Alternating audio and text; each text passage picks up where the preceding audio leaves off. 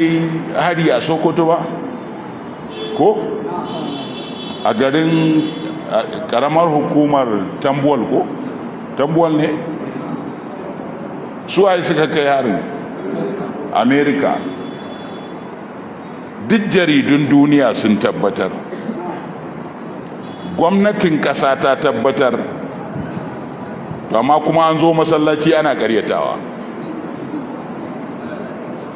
Ƙarya ne kuma har da rantsuwa fa. To wai yanzu wannan me yake nunawa kenan?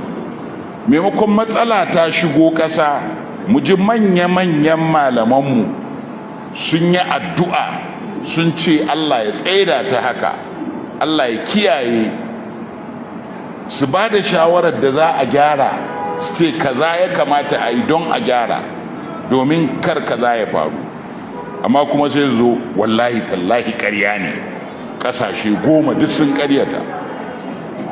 Allah ya sauke.